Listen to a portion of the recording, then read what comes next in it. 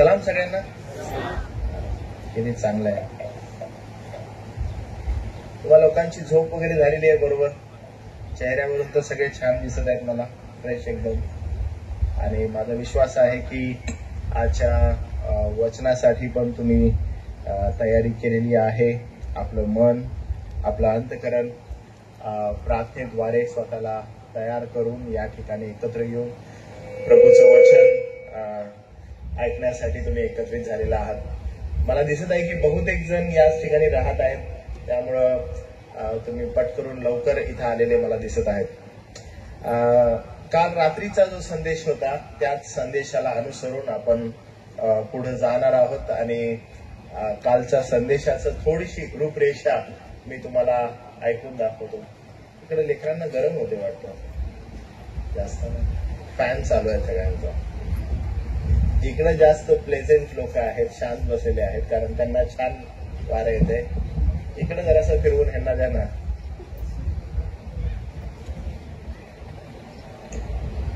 तर कालचा जो संदेश आहे त्या संदेशाकडे आपण थोडस लक्ष देऊया. मी तुम्हाला पुन्हा एकदा कालच्या संदेशाची आठवण करून देतो, कारण आपण आपल्या संदेशांची जी लिंक आहे ती करत आहोत आणि विचार करत आहोत की कशा रीतीनं केवळ पवित्र शास्त्र हे अबाधित आहे आणि आपल्याला केवळ पवित्र शास्त्राकडेच का लक्ष देणं गरजेचं आहे. जसे तुम्ही सर्वजण या ठिकाणी आहात, माझा विश्वास आहे की तुमच्याकडे पवित्र शास्त्र असेल, कारण जर पवित्र शास्त्र शिकायला आलेलो आहे तर आपल्याकडे पवित्र शास्त्र हवं आहे. नाहीतर आपण फक्त गृहीत मी असं धरेन ज्यांच्याजवळ पवित्र शास्त्र नाही की तुम्हाला पवित्र शास्त्र तोंडपाठ आहे. मग मी कदाचित समोरूनच तुम्हाला म्हणेन की एखादं वचन तुम्ही बोलून दाखवा, तर तुम्ही कृपा करून बोलून दाखवा जर तुमच्याकडे पवित्र शास्त्र नाहीये तर. ठीक आहे, कारण गृहीत असं धरण्यात येतं की तुम्ही या ठिकाणी आलेला आहात, पवित्र शास्त्र आपल्याला तोंडपाठ आहे म्हणून आम्ही या ठिकाणी आलेलो आहे. आमच्याकडे काही पवित्र शास्त्र नाहीये, कारण ते आम्ही एवढं डोक्यामध्ये घालून ठेवलेलं आहे की आम्हाला तोंडपाठ झालेलं आहे. तर असं मी गृहीत धरत आहे की तुमच्याकडे पवित्र शास्त्र आहे, नसेल तर तोंडपाठ आहे. आता आपण पुढे जाऊया आणि मी तुम्हाला आठवण करून देतो की आपण सुरुवात कुठून केलेली. काल सकाळचा जो संदेश आहे तो जर आपण आठवला तर आपण पाहिलं की केवळ पवित्र शास्त्र हा जो टर्म आहे किंवा हा जो शब्द आहे केवळ पवित्र शास्त्र, याची सुरुवात नेमकी कुठून झाली. आपण पाहिलं की केवळ पवित्र शास्त्र मंडळीमध्ये हा शब्द कधी प्रचलित आला. एकूण 5 शब्द आहेत बरं का, एकूण 5 शब्द आहेत असे, विशेष करून याच्यामध्ये आहे जेव्हा प्रारंभीची 15व्या शतकामध्ये एकत्र येऊन या सर्व लोकांनी जे रिफॉर्मर्स होते, धर्मसुधारक, ते येऊन त्यांनी कॅथलिक विश्वासासंदर्भात आवाज उठवला आणि ते म्हटले की आम्ही केवळ पवित्र शास्त्र या संदर्भातच बोलणार आहोत. अशा प्रकारे त्यांनी 5 सिद्धांत समोर आणले आणि त्या सिद्धांतामधील हा पहिला सिद्धांत आहे ज्याला आपण म्हणतो केवळ पवित्र शास्त्र. त्याच्यानंतर ह्याला लॅटिनमध्ये असं म्हणतात की केवळ पवित्र शास्त्र, सोला स्क्रिप्चरा. सोला स्क्रिप्चरा म्हणजे केवळ पवित्र शास्त्र. त्यानंतर आहे सोला ग्राटिया. सोला ग्राटिया या शब्दाचा अर्थ आहे की केवळ कृपा. त्याच्यानंतर आहे सोला फिडे. सोला फिडे याचा अर्थ केवळ विश्वास. त्याच्यानंतर आहे सोलस क्रिस्टस. सोलस क्रिस्टस म्हणजे केवळ ख्रिस्त. आणि एकदम शेवटी जो 5वा सिद्धांत आहे, जो कदाचित तुम्ही माझ्या गाडीवर बघाल, माझ्या गाडीच्या मागे लिहिलेला आहे की सोली दिओ ग्लोरिया. आणि हा जो 5वा सिद्धांत आहे, हा 5वा सिद्धांत केवळ गौरव देवाचं, असं याचा अर्थ आहे. म्हणजे हे 5 सिद्धांत जे आहेत हे सिद्धांत प्रारंभी ज्यावेळेस 15वं शतक चालू झालं, या 15व्या शतकामध्ये हे 5 जे सिद्धांत आहेत आणि या सिद्धांतासंदर्भात असणारी मूल तत्व ही प्रचलित करण्यात आली. आणि काल सकाळच्या संदेशामध्ये मी तुम्हाला सांगितलं की याची गरज काय होती. कारण याची गरज अशी होती की खूप सारे म्हणजे इतके वेगवेगळे सिद्धांत आणि गोंधळ माजलेला होता. आणि अशा वेळेला म्हणजे हा सिद्धांत आणि गोंधळ माजलेला आहे, लोक वेगवेगळ्या प्रकारे या मंडळांमध्ये, विशेष करून कॅथलिक विश्वासामध्ये वेगवेगळे गोष्टी गोंधळ काढत आहेत, पैसे कमवण्याची साधनं करत आहेत. आणि अशा वेळेस ज्यावेळेस हे जे धर्मसुधारक उभे राहिले, विशेष करून ह्याच्यामध्ये मार्टिन लुथर होता, आणि त्यानं उठाव केला, त्यानं आवाज केला आणि तो म्हणाला की नाही, आम्ही कोणत्याही मनुष्याचे शब्द ऐकणार नाही, कोणत्याही मनुष्याच्या ज्या गोष्टी आहेत त्याची स्वीकृती करणार नाही, कोणत्याही मनुष्याने विकसित केलेल्या ज्या परंपरा आहेत त्या परंपरांच्या आम्ही मागे जाणार नाही, तर आम्ही केवळ पवित्र शास्त्राच्या आधारितच विश्वास ठेवणार. आम्ही प्रत्येक गोष्टीची पडताळणूक करणार. जर आम्हाकडे कोणी येतं आणि म्हणतं की तारण विकत घ्या, तर आम्ही त्यांचं का ऐकू, कारण तारण कृपेनं मिळतं, हा आमचा विश्वास आहे. आणि मग फार अद्भुत रीतीनं हे जे सिद्धांत आहेत हे प्रारंभीच्या मंडळीमध्ये प्रचलित झाले आणि काल सकाळच्या संदेशामध्ये आपण ते पाहिलं. रात्रीचा संदेश जो आपला होता, आपण ह्या गोष्टी पाहिल्या की केवळ पवित्र शास्त्र का महत्वाचं आहे, कारण आज तशाच प्रकारचा गोंधळ जो आहे तो मंडळांमध्ये चालू आहे. नो डाऊट त्यावेळेस त्या 15व्या शतकाच्या अगोदर, विशेष करून 12 आणि 13वं शतक आहे, त्यामध्ये पवित्र शास्त्र विश्वासणाऱ्यांच्या हातामध्ये नव्हतं. आज परिस्थिती अशी आहे की पवित्र शास्त्र आपल्या हातामध्ये आहे, पण आज काही असे लोक आहेत किंवा असे काही धर्मवेडे लोक आहेत जे स्वतःला धर्माचे ठेकेदार म्हणत आहेत. त्यांनी काय केलेलं आहे, त्यांनी पवित्र शास्त्र आपल्यामध्ये असताना त्यांना जसं हवं आहे तशा प्रकारे त्याचं अर्थविवरण करून अनेकदा आपल्याला हे पवित्र शास्त्र बंद करून याच्यामध्ये काय लिहिलेलं आहे हे पडताळणूक करण्याऐवजी स्वतःचे सिद्धांत, स्वतःच्या विधी, स्वतःच्या परंपरा अशा काही समोर आणलेले आहेत आणि ह्या लोकांच्या मनाचा ठाव घेणारे आहेत. कारण का, ते शिक्षण जे देत आहे ते शिक्षण आपल्यांना आवडणारं आहे, आपल्या देहाला आवडणारं असल्या कारणानं आपण त्या ठिकाणी आकर्षित होतो. याचा परिणाम हा होत आहे की जे काही ते सांगत आहेत ते आपण पवित्र शास्त्रामध्ये पडताळणूक पण करत नाहीये आणि हा खूप मोठा गोंधळ जो आहे तो आपल्याला वाढलेला दिसत आहे.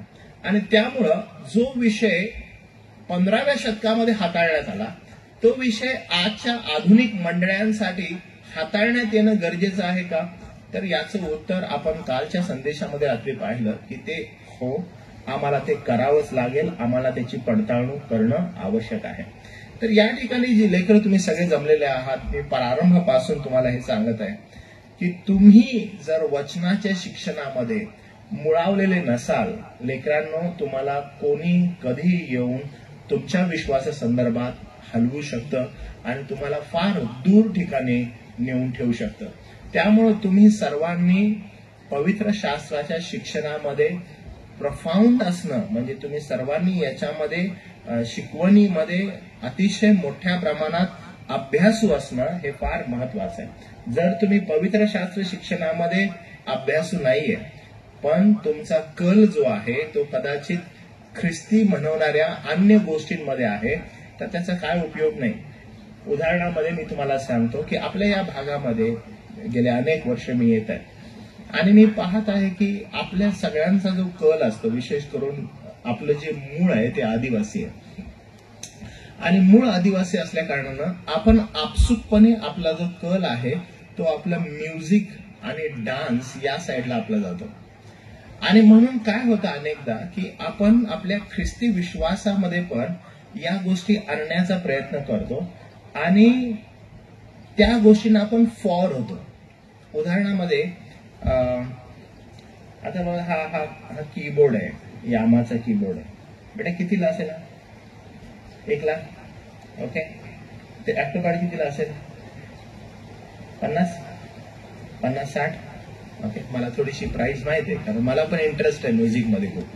तर तुम्ही जर विचार केला की आपण त्यावेळेस हे घेतो ना, उदाहरणामध्ये तुम्हाला 1 लाख रुपये इन्स्ट्रुमेंट घ्यायचं, तर आपण सदैव आपले हे विचार असतात की हे म्युझिकद्वारे आम्हाला देवबापाचा गौरव करायचा आहे. मग आम्ही काय करतो, आम्ही हे इन्स्ट्रुमेंट घेतो, 1 लाख रुपयाचे इन्स्ट्रुमेंट आम्ही घेतो आणि मग आपल्याला त्या गोष्टीची फार आवड आहे की बघा किती छान म्युझिक वाजत आहे, त्याच्यामध्ये किती छान आम्ही बीट सेट करू शकतो, किती सुंदर ह्याचा आवाज आहे, किती सुंदर आम्ही ह्याला अजून छान रीतीने सेट करू शकतो, गाणी पाहिजे तशी ह्याच्यामध्ये आम्ही रेकॉर्ड करू शकतो. फक्त या ठिकाणी गायला आलं तर आम्ही ते म्युझिक आम्ही प्ले करणार आणि तुम्ही गीतं गायची. म्हणजे अनेक प्रकारच्या गोष्टी ह्याच्यामध्ये आम्ही करू शकतो आणि त्यामुळे आपल्याला काहीच नाही वाटत की हे घ्यावं. मी तुम्हाला सांगतो आपल्या नवापूरमध्ये अराउंड 100 तर हे आरामात असतील, जास्त असतील. ओके बरोबर, जास्त असतील. कारण मला माहित आहे की मुंबईलाच येतात सगळेजण घ्यायला, मग ते फर्टाडो आहे किंवा इकडून तिकडून घेतात आणि ते पण तसंच आहे. कधी कधी जर अजून एक इंटरेस्ट असेल तर तुम्ही वेगवेगळ्या ठिकाणी लांब लांब जात. कदाचित मुलांना हे माहित असेल, खूप सारा R&D ते करत असतील, कुठे मिळेल, काय मिळेल, कसे मिळेल, कधी स्वस्त आहे. जर तुम्ही हे नोट डाऊन केलं की आपला बहुतांश जो वेळ आहे ना तो वेळ या म्युझिकच्या मागं किंवा अन्य गोष्टींच्या मागं आहे. नो डाऊट मी या गोष्टींना वाईट नाही म्हणत आहे, चांगल्या गोष्टी आहेत. पण आपला बहुतांश वेळ तारुण्याचा आपण जेव्हा याच्या मागे घालवतो, याच्यातून तुम्हाला आध्यात्मिक बेनिफिट काय नाहीये. तुम्हाला मी सांगतो ह्या म्युझिक मधून ना तुम्हाला आध्यात्मिक बेनिफिट नाहीये. आध्यात्मिक बेनिफिट तुमच्या आध्यात्मिक जीवनामध्ये वाढण्यासाठी जर काही आवश्यक आहे तर तो पवित्र शास्त्र अभ्यास आहे. आता मी तुम्हाला एक दुसरं उदाहरण देतो. हे 1 लाख रुपयाचं आहे. आता जर समजा आपण हा विचार केला की या ठिकाणी 5 दिवसाचं एक ट्रेनिंग सेशन आपण अटेंड करू आणि ज्या ठिकाणी केवळ सकाळपासून संध्याकाळपर्यंत पवित्र शास्त्राचा अभ्यास होईल आणि त्याची फीज आहे 3000 रुपये. ओके, 3000 रुपये त्याची फीज आहे आणि तुम्ही सगळ्यांनी वेळ काढून या ठिकाणी यायचं आहे आणि इथं अभ्यास करायचा आहे. तुम्हाला माहिती आहे 3000 रुपये आपल्याला एवढे मोठे वाटतील ना जशी कोणी गळाच दाबला आपला. आपण म्हणून नाही, हे फार मोठं आहे. त्याहून पलीकडं अहो 5 दिवस इथं बसायचं ते तर अधिकच कठीण आहे.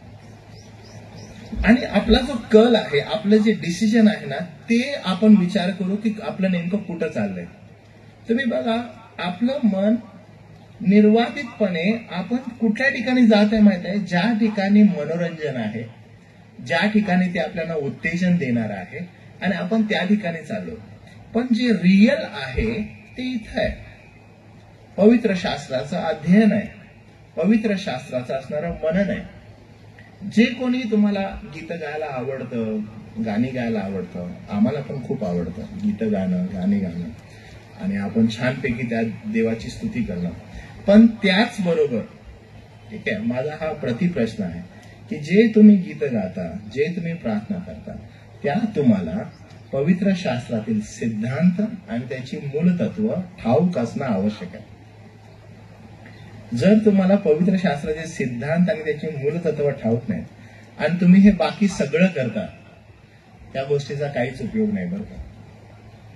त्यामुळं तुम्ही तुमचं मूळ जे आहे ते घट्ट करणं गरजेचं आहे. जर तुम्ही तुमचं मूळ घट्ट नाही केलं तर आपण जे काही करतो आपण ते व्यर्थ करताय. कदाचित तुम्ही फार सुंदर तल्लीन होऊन गीत गात आहात, ठीक आहे, पण तर जे पवित्र शास्त्रामध्ये प्रौढतेमध्ये तुम्ही जर चालत नाही, तुमचं पाचारण तुम्ही ओळखलं नाही, तर मात्र फार मोठा प्रॉब्लेम आहे. काही दिवसांअगोदर मी एका पाळकीय सेमिनार मध्ये होतो आणि पाळकीय सेमिनार मध्ये असताना खूप सारे पाळक वर्ग होते आणि त्या पाळक वर्गांसाठी बोलत असताना त्यांना मी एक उदाहरण दिलं आणि ते उदाहरण असं होतं की पाळक जे असतात, ओके, आता पण आपल्या या ठिकाणी आपले एक पाळक साहेब बसलेले आहेत आणि समोर पण काही जण बसले असतील आणि आजचा जो हा संदेश आहे, जे मी संदेश तुम्हाला सांगणार आहे, हा विशेष करून केवळ पवित्र शास्त्र, वचनाची सेवा देणारे लोक, ठीक आहे, वचनाची सेवा देणारे लोक किंवा वचनाची सेवा कशी द्यावी यांच्या संदर्भात आहे. आणि ह्याचा दुसरा पार्ट जो आहे तो आज आपण संध्याकाळी ऐकणार आहे. तर आमचे काही सेवक पाळक वर्ग बसलेले होते आणि पाळक म्हटलं तर आपण जे या ठिकाणी बसलेलो आहोत, आपल्या प्रत्येकाचं त्यांच्याकडे पाहण्याचा दृष्टिकोन आहे तो वेगळा असतो. आपण आध्यात्मिक दृष्टिकोनातून त्यांच्याकडे पाहत असतो. पाळक वर्गांना नो डाऊट सगळ्या गोष्टींचं ज्ञान असतं. ओके, पाळक वर्गांना सगळ्या गोष्टींचं ज्ञान असतं. आता उदाहरणामध्ये बघा, तुम्ही जर त्यांना विचारलं की अरे पाळक साहेब तुम्हाला ठाऊक आहे का या ठिकाणी काय चालू आहे किंवा इथं काय मॅटर आहे, तर पाळक वर्ग जे आहेत ते त्यात तुम्हाला सांगते हो ते आहे, पण एक चांगला पाळक बरं का, तर हे ते आहे पण पहा ह्याच्यामध्ये अजून एक्स्ट्रा इन्फॉर्मेशन जे आहे ते पाळक देतात. जर समजा पाळकांना तुम्ही शेताविषयी विचारलं, ते शेतामध्ये त्यांचं स्वतःचं शेत असेल आणि तुम्ही त्यांना म्हटलं की अरे हा हे जे दाना आहे ह्याच्यामध्ये जर टाकला तर हे एवढं एवढं पीक येईल, आणि पाळक वर्ग जे हुशार असतात ते म्हणतात की नाही नाही हे बरोबर आहे, हे टाकलं तर पण ह्याच्यामध्ये तुम्ही जर हे ऍड केलं तर ह्याला अजून पीक येईल.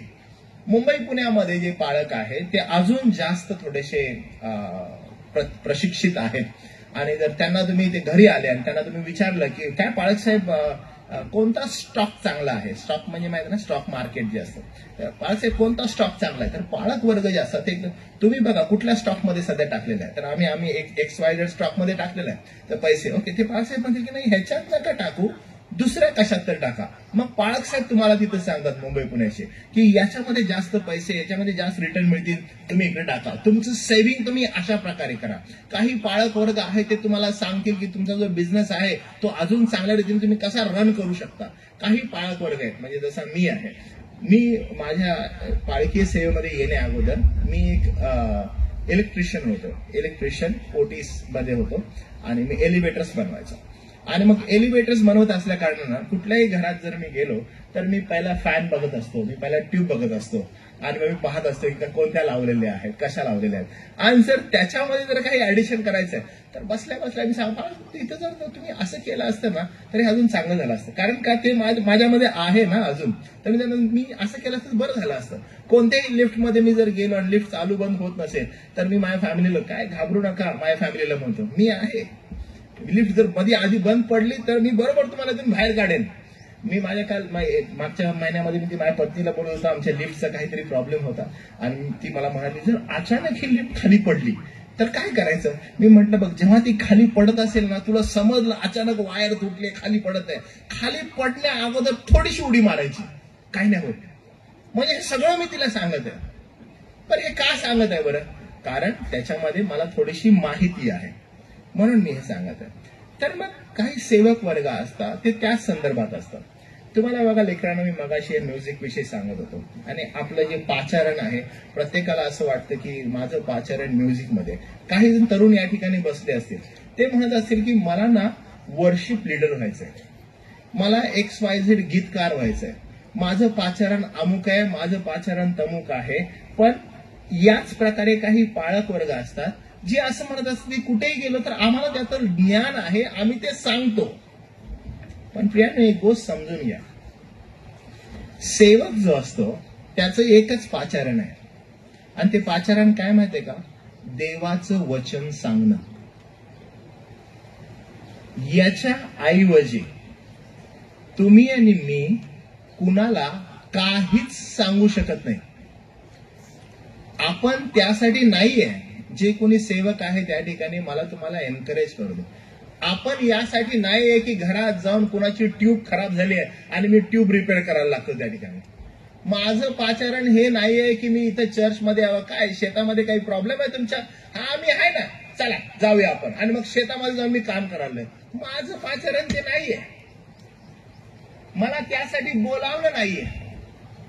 किंवा कदाचित मी जर आलेलो आहे घरामध्ये आणि मी पाहिलं काय चालू आहे घरामध्ये, अहो काय नाही पाळसाहेब थोडीशी अडचण आहे. अडचण कसली आहे, अहो सकाळपासून आज नाश्ताच नाही झाला, जेवण नाही झालं. अरे असं झालं, चला जेवण बनवतो. मी आहे ना जेवण बनवायला.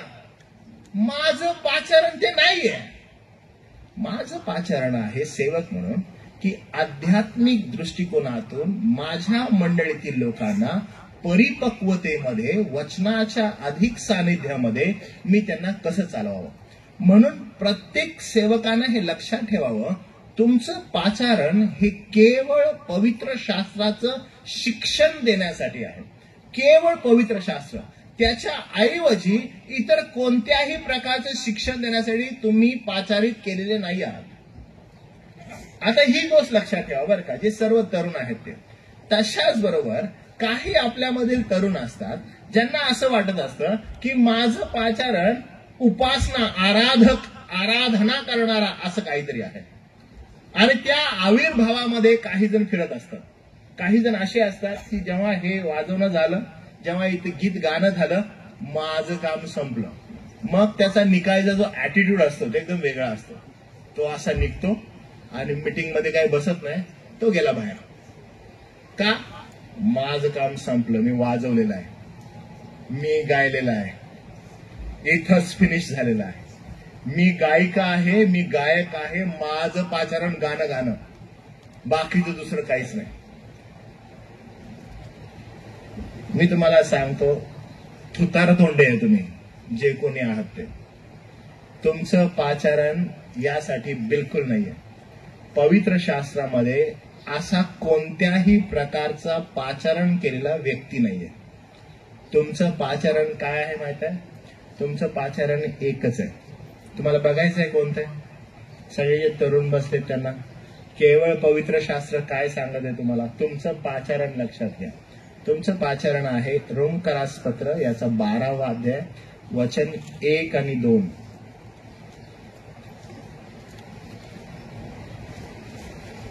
कोण वाचेल बरं? रोमकरासपत्र 12वा अध्याय 1 आणि 2.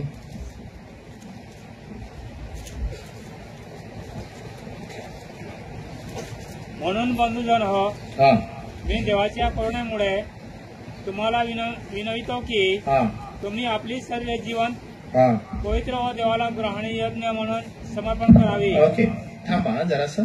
हे बघा, हे कुणाला लिहिलेलं आहे? तुम्ही जर 12वा अध्याय पहिल्या वचनाचा पहिला जर शब्द बघितला तर ते कुणाला लिहिलंय बरं? तुमच्या बायबलमध्ये काय दिसतं? ज्यांना पाठ आहे त्यांनी पण बोला बरं का. काय लिहिलेलं आहे? बंधुजन हो. ओके, हे सर्वांसाठी नाहीये. सर्वांसाठी म्हणजे संपूर्ण जगासाठी नाहीये. हे कोणासाठी आहे? पर्टिक्युलरली बंधुजन. बंधुजन कोण आहेत? जे निवडलेले आहेत, जे वेगळे केलेले आहेत, ज्यांचं तारण झालेलं आहे, जे लोक पवित्रीकरणाच्या मार्गामध्ये आहेत, त्याच लोकांसाठी, सर्वांसाठी नाही. त्यामुळं बंधुजन हो म्हटल्यानंतर जे तुम्ही इथं बसलेले आहात, एक गोष्ट लक्षात ठेवा. बंधुजन म्हटल्यावर तुम्ही स्वतःला चेक करा की काय मी बंधू आहे का? ओके, मी बंधू आहे असं जर तुम्ही म्हणता तर तुमच्यासाठी आहे. जर समजा तुम्ही बंधू नाहीये, तुमच्यासाठी हे नाहीये. कदाचित तुम्ही टाइमपास करायला इथं आलेला आहे, तुम्हाला असं वाटतं की त्याला 1-2-3 दिवस इथं जाऊन आराम करावा, बोलावं जरासं कुणाचं, कोण आहे का ते ओळख करून घ्यावी, यासाठी जर आलेलं आहे, तुम्हासाठी हे नाहीये. पण जर समजा तुम्हाला तुमचं पाचारण समजून घ्यायचं आहे की तुमचं पाचारण काय, आणि जर तुम्ही बंधू आहात, बंधू म्हणजे ब्रदरन बरं का. ब्रदरन म्हणजे फक्त पुरुष नाही, ह्याच्यामध्ये स्त्रिया पण इन्क्लूड आहेत, ज्यांना आपण बहिणी म्हणतो, म्हणजे विश्वासणाऱ्यांचा समूह. या लोकांना बंधुगण म्हणतात. तर बंधुजनोह असं म्हटल्यानंतर पुढे लिहिलेलं आहे, तुम्ही आपली शरीरे जिवंत पवित्र देवाला ग्रहणीय यज्ञ म्हणून समर्पित करावी, ही तुमची आध्यात्मिक सेवा आहे. जे तुम्ही या ठिकाणी बसलेले आहात आणि तुम्हाला असं जर वाटत आहे की आमचं पाचारण, आमची सेवा ही एक पर्टिक्युलरली कुठल्या तरी गोष्टीला केंद्रित आहे, तर हे समजून घ्या, हे साफ चुकीचं आहे. आपण सर्व जे या ठिकाणी बसलेलो आहोत, इन्क्लुडिंग पास्टर्स, इन्क्लुडिंग लीडर्स, सगळ्या जणांची कॅटेगरी जी आहे ती एकच आहे. जेव्हा पाचारण करण्यात येतं, पाचारण काय करण्यात येतं की तुम्ही आपली शरीरे जिवंत पवित्र देवाला ग्रहणीय यज्ञ म्हणून समर्पित करा. ज्या वेळेस तुम्ही आपली शरीरे स्वतःहून समर्पित करता, तुमचं स्वतःचं काही उरत नाही. ज्यांचं तारण झालेलं आहे, हे नीट समजून घ्या बरं का, ज्यांचं तारण झालेलं आहे ते स्वतःचे उरत नाहीत. कारण का? प्रभू येशू ख्रिस्त ज्यावेळेस शिष्यांसमवेत बोलत आहे आणि तो असं म्हणतो, ज्या कोणाला माझ्या मागे यायचं आहे त्यांनी आपला वधस्तंभ उचलावा व मला अनुसरावं. मागणी बिलकुल ती आहे की स्वचा त्याग करणं. स्वचा त्याग म्हणजे त्यांनी आत्मनिग्रह करावा, स्वतःला नकारावं आणि मग वधस्तंभ घेऊन माझ्या मागे यावं. तीच गोष्ट रोमकरासपत्र 12वा अध्याय पहिल्या वचनामध्ये संत पॉल म्हणत आहे की तुम्ही आपली शरीरे जिवंत पवित्र देवाला ग्रहणीय यज्ञ म्हणून समर्पित करा. Just give it away. जे आपण या ठिकाणी बसलेलो आहोत एकाच अम्ब्रेलामध्ये, आपलं सगळ्यात पहिलं पाचारण लक्षात घ्या की तुम्ही स्वतःचे नाही, तुम्ही समर्पित केलेले लोक असणं गरजेचं आहे. स्वतःचा मीपणा, स्वतःचा हेकेखोरपणा, माझ्यामध्ये काहीतरी आहे, मी काहीतरी करू शकतो, हा सगळा जो मी आहे याला बाजूला ठेवणं आणि मग समर्पित होणं ही पहिली सेवा आहे. ज्यांना कोणाला वाटतं आम्हाला प्रभूची सेवा करायची आहे, पहिली गोष्ट आहे की आपली शरीरे जिवंत पवित्र देवाला ग्रहणीय यज्ञ म्हणून समर्पित करा. ह्या जीवनामध्ये माझं असं काही नसून सर्व ख्रिस्ताचं आहे हा विश्वास ठेवा. ही पहिली गोष्ट. आता दुसरं वचन वाचा बरं त्याच्यात. देवाची उत्तम ग्रहणीय हा व परिपूर्ण इच्छा काय आहे हा हे तुम्ही समजून घ्यावे. हा म्हणून या युगाबरोबर समरूप होऊ नका, तर आपल्या मनाच्या नवीकरणाने स्वतःचे रूपांतर होऊ द्या. हा बघा तुम्ही या ठिकाणी काय म्हटलं. आता हीच ह्याच्यामध्ये ही दुसरी लाईन आहे. तर तुम्ही काय करावं, तर तो म्हणत आहे की तुम्ही देवाची इच्छा समजून जर तुम्हाला घ्यायची, आम्ही आमचं जीवन समर्पित केलं प्रभूला, हो केलं, मग आता आम्हाला समजून घ्यायचं आहे की त्याची इच्छा काय आमच्याविषयी.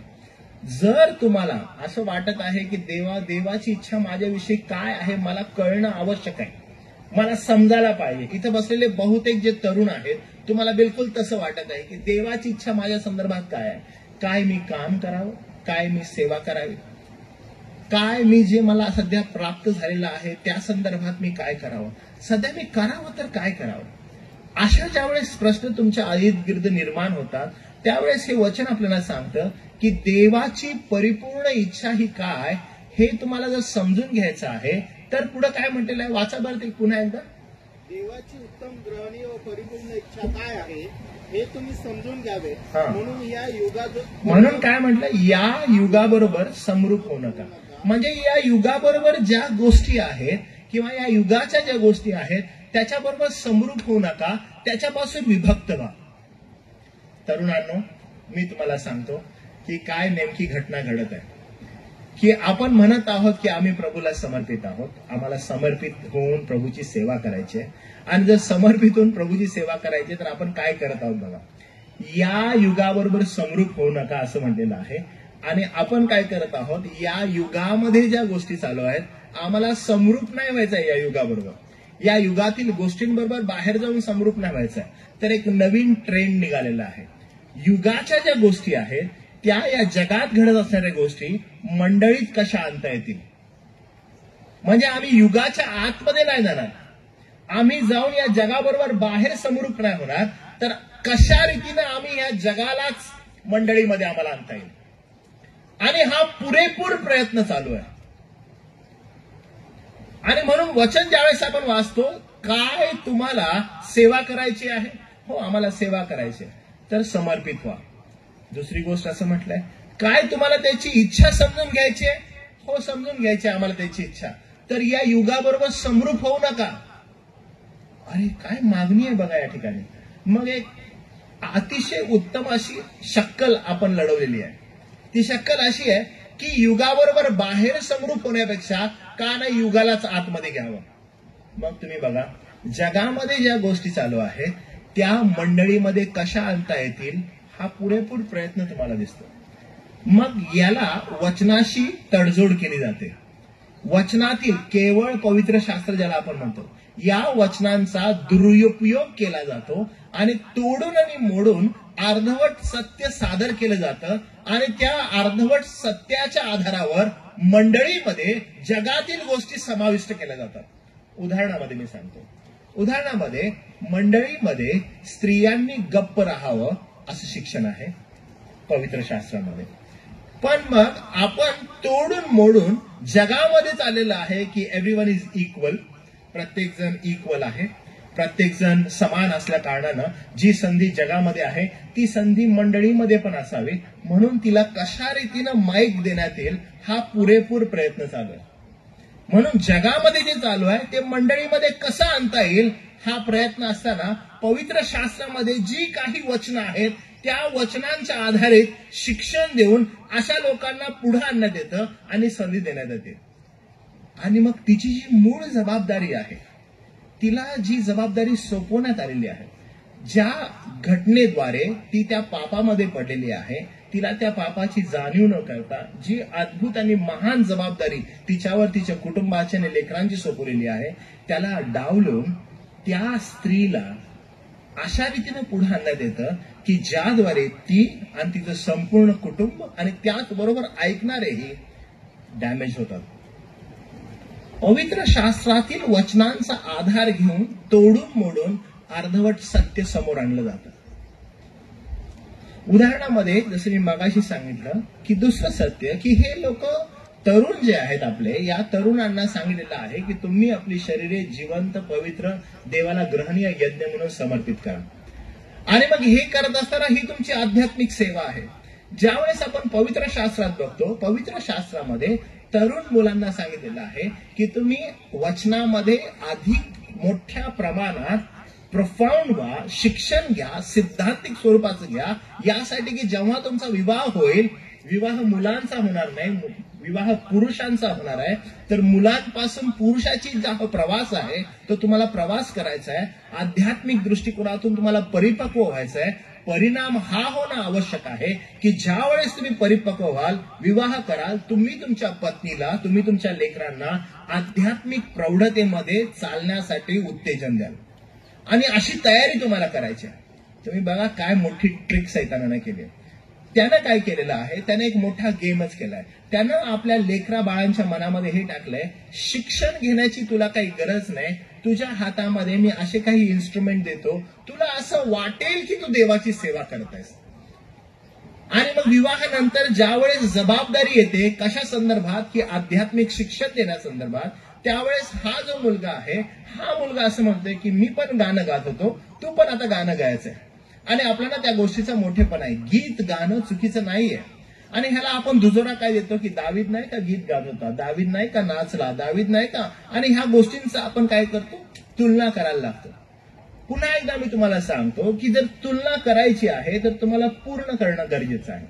तुम्ही तुलना दाविदाबरोबर करता तर दाविदाबरोबर पूर्ण तुलना व्हायला पाहिजे. याचा अर्थ दावीद हा राजा होता. दुसरी गोष्ट, दावीद ज्यावेळेस बेफान नाचला त्यावेळेस त्याचे कपडे पडूस तोपर्यंत नाचला, नग्न नाचला. तिसरी गोष्ट, दाविदानं बेत्सेबेसंती पाप केलं आणि त्यानं पश्चाताप केला. दाविदानं 150 मधील अराउंड काहीतरी 76 काहीतरी स्तोत्र लिहिले.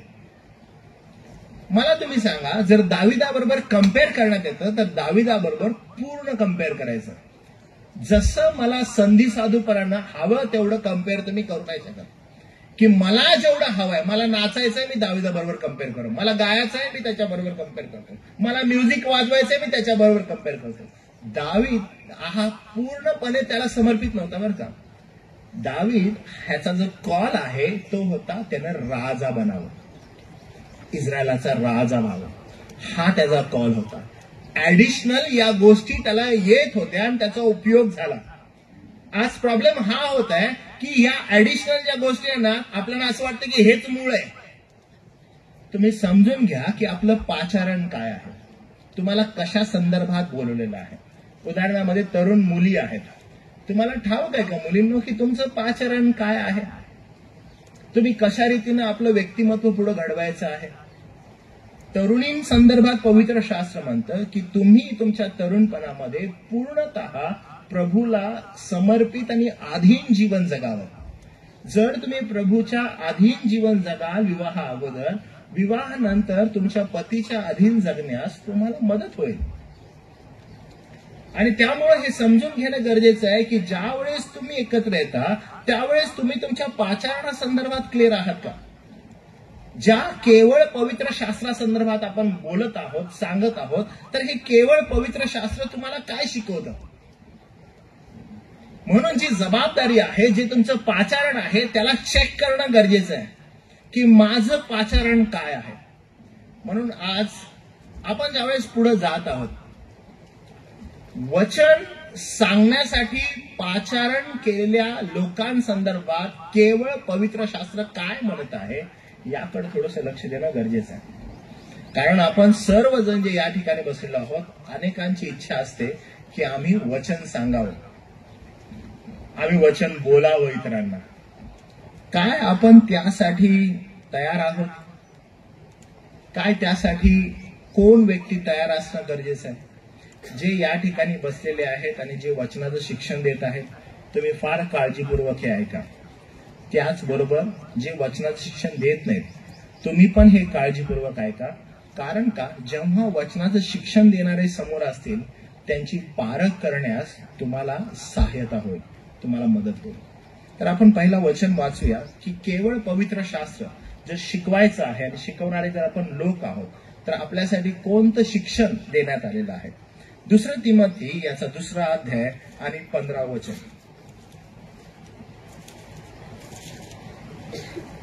2 तिमोथी 2 अध्याय आणि 15 वचन. तू सत्याचे वचन नीट सांगणारा, लाज वाटण्यास कसलेही कारण नसलेला, ओके, देवाच्या पसंतीस उतरलेला काम करी, असा स्वतःला सादर करण्यास होईल तितके कर. या ठिकाणी संत पॉल जो आहे तो तिमोथ्याला एक गोष्ट सांगत आहे. त्याच्या संगती बोलत असताना तो असं म्हणतो, तू तर म्हणजे तिमोथ्याला संत पॉलानं तयार केलेलं आहे.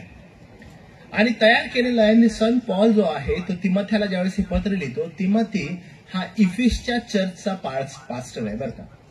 आणि इफिसच्या मंडळीमध्ये हा पाळकीय सेवा करत आहे.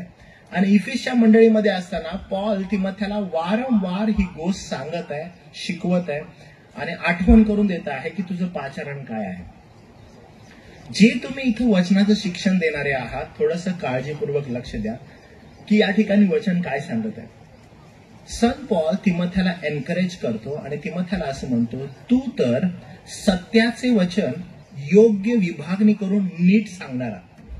म्हणजे जे तुम्ही वचनाचे शिक्षण देणारे आहात आणि जे तुम्ही ऐकत आहात बरं का, लक्षात घ्या, कालपासून तुम्ही हा संदेश ऐकत आहे आणि तुम्हाला काय अपेक्षित आहे, तुम्हाला काय समजायला पाहिजे की काय कालपासून वचनाचं शिक्षण तुमच्याकडे घेऊन येणारा वचनाची विभागणी जी आहे ती योग्य प्रकारे करत आहे का.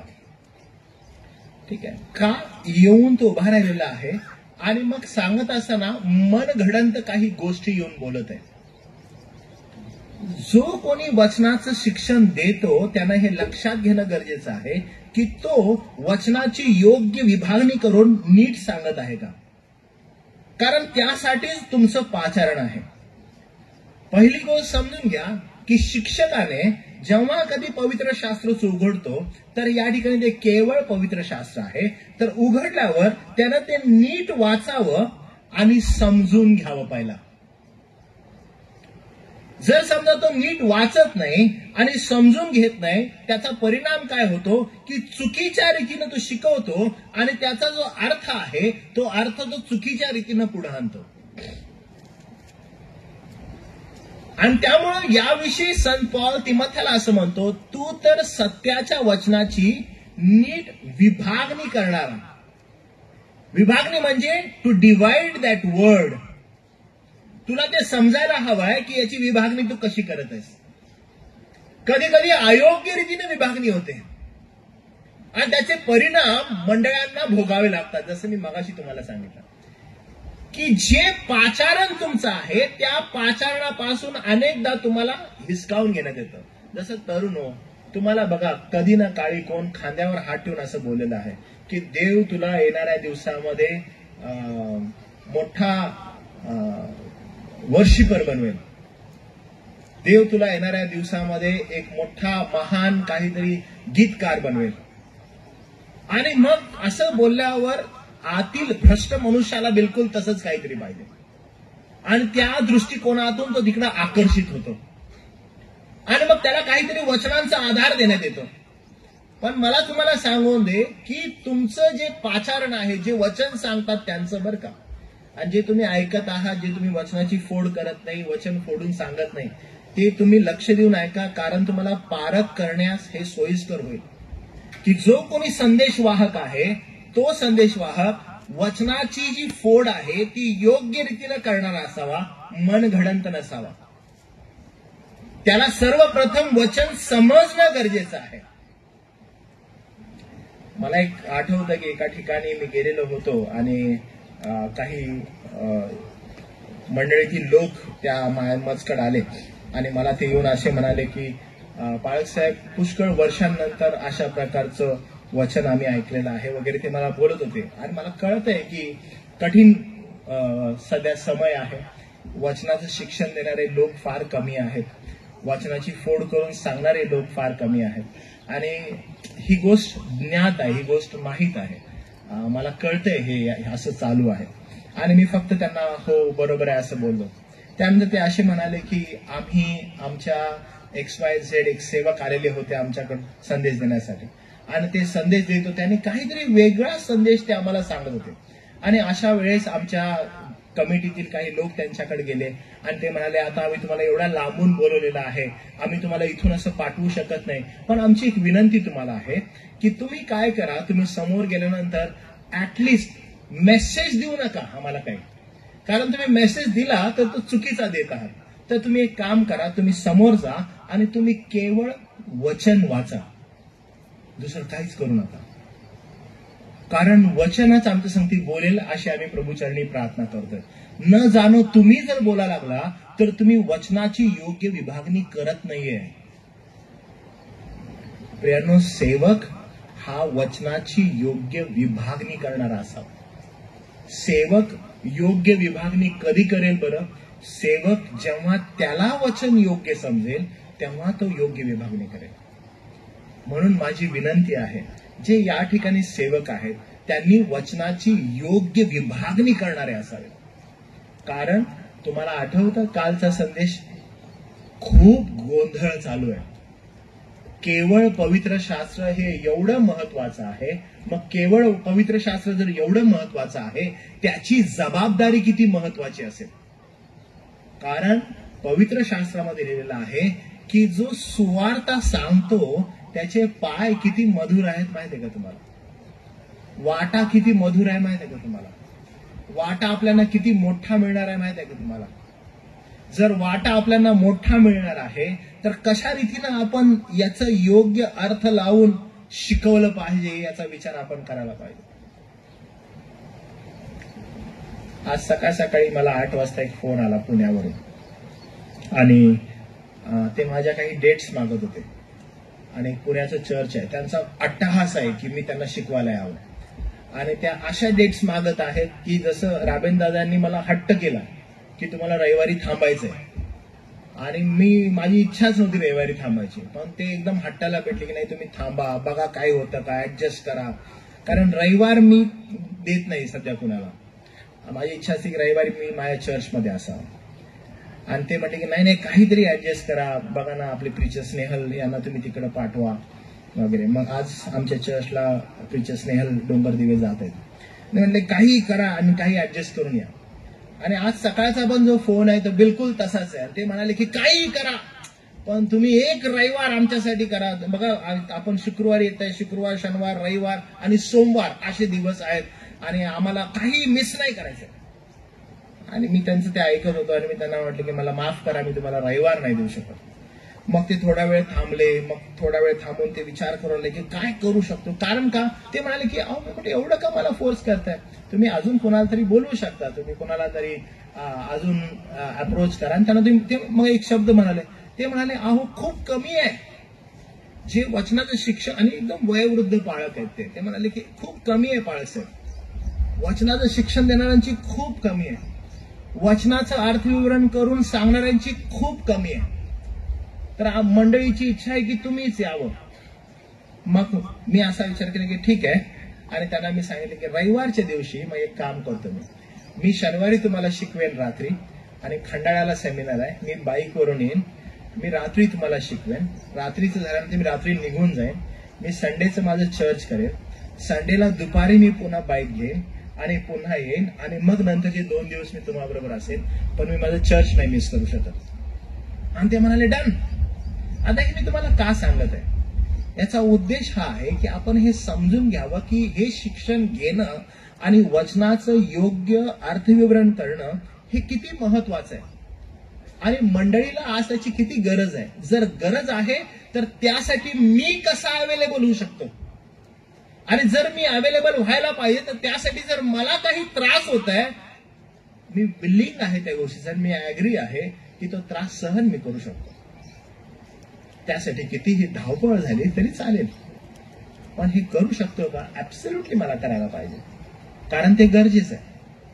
म्हणून संत पॉल ज्यावेळेस तिमोथेला म्हणतो की तू तर सत्याचं वचन नीट विभागणी करून सांगणारा, आणि पुढे काय म्हटलं बघा, लाज वाटण्यास कसलेही कारण नसलेला, देवाच्या पसंतीस उतरलेला असा कामकरी असास.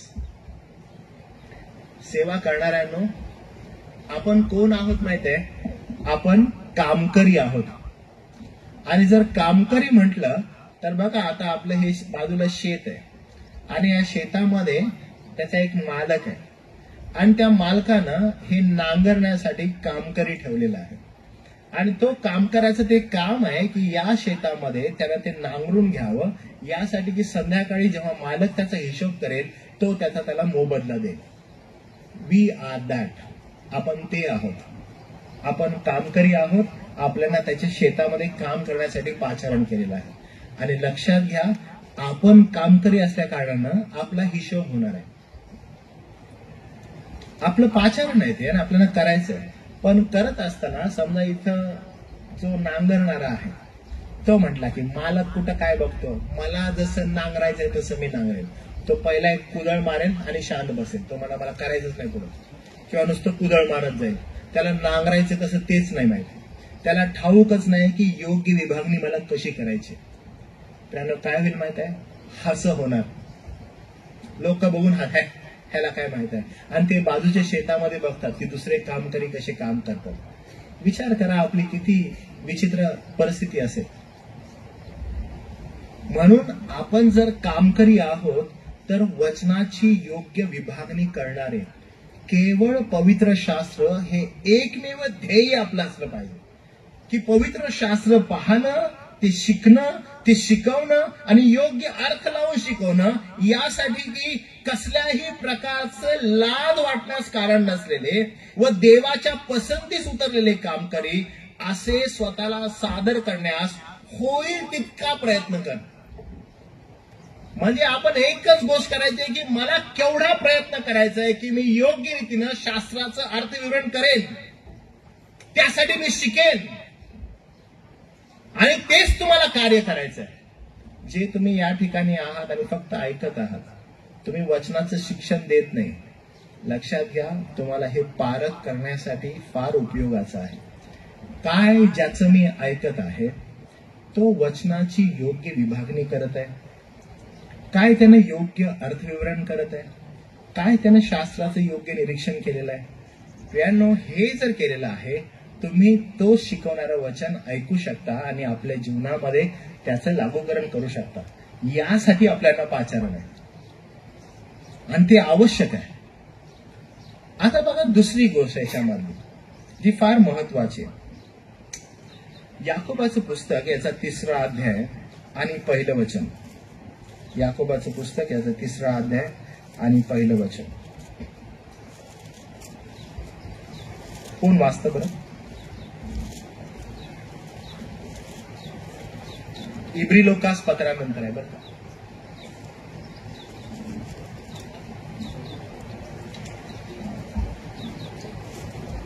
तुम्हाला ठाऊक आहे की तुमच्या विश्वासाला 3रा अध्याय 1 वचन. याकोब. माझ्या बंधूंनो, तुम्ही पुष्कळ जण शिक्षक होऊ नका. आता इथं बघा, पुन्हा एकदा हे वचन तुम्हाला दिसतं, माझ्या बंधूंनो. हे परत सर्वांसाठी आहे का? नाही. जे पर्टिक्युलरली विश्वासणारे आहे, ज्यांचं तारण झालेलं आहे, ज्यांचा तारणाचा अनुभव आहे, या लोकांसाठीच आहे की माझ्या बंधूंनो काय होऊ नका तुम्ही. म्हणजे तुम्ही पुष्कळ जण शिक्षक होऊ नका. कारण आपल्याला अधिक दंड होईल. लक्षात घ्या, कारण आपल्याला अधिक दंड होणार आहे. हे तुम्हाला माहित आहे. हे अतिशय काळजीपूर्वक समजून घ्या की शिक्षक बनायला जाऊ नका जास्तीत जास्त. म्हणजे अनेकांना ते असतं काय, पालकाची जागा मी कधी घेऊ, मला कसं चांगलं शिकवता येतं, मी कसा चांगला शिकवतो बघा ह्याच्यापेक्षा. अहो, ह्याला काहीच माहित नाही आणि बघा मला पुलपीट घ्यायचं आहे आणि बघा मी कसा बोलतो. आणि प्रत्येक जण त्या ओढीमध्ये असतो. आणि पवित्र शास्त्र याविषयी बोलतं की थांब जरा, दमधर जरा, शिक्षक होण्याचा प्रयत्न करू नको, चेक कर तुला पाचारण आहे का. कारण का, अधिक दंड आहे. म्हणून जे सेवक आहेत त्यांनी थोडंसं पहिलं लक्ष द्या की जर असं लिहिलेलं आहे की तुम्हाला अधिक दंड आहे, याचा अर्थ हे किती गंभीर आहे. शिक्षक होणं, वचनाचं शिक्षण देणं ही काही सर्वसाधारण गोष्ट नव्हे. मला अजून आठवतं की जेव्हा मी तरुण होतो आणि तरुण असताना एका चर्चमध्ये तरुण संघात होतो आणि तरुण संघात होतं ते चर्च थोडंसं मोठं होतं आणि चर्च संध्याकाळी असायचं आणि अशा वेळेला माझा एक नित्य संकल्प होता की मी ते चर्च 5 वाजता असायचं तर मी 3 वाजता त्या चर्चमध्ये जायचो आणि 3 वाजता गेल्यानंतर ते चर्च साफसूफ करायला चालू करायचं. कोण नसायचं बरं का, आतून कडी घालायचो मी आणि चर्च साफ करायचो, चर्चचे पुलपीट साफ करायचो आणि मला त्याची आवड होती. हे मी कंटिन्युअस खूप महिने असं केलंय आणि मग शेवटी पाळकांच्या पुलपीटवर जायचो जिथून पाळक संदेश देतात आणि मी तरुण होतो त्यावेळेस एकदम मला वाटतं 19-20 वर्षाचा असेल. मी जायचो पाळकांच्या पुलपीटवर आणि तिथून जाऊन खुर्च्या खाली असायच्या, वरती होताना खाली खुर्च्या असायच्या.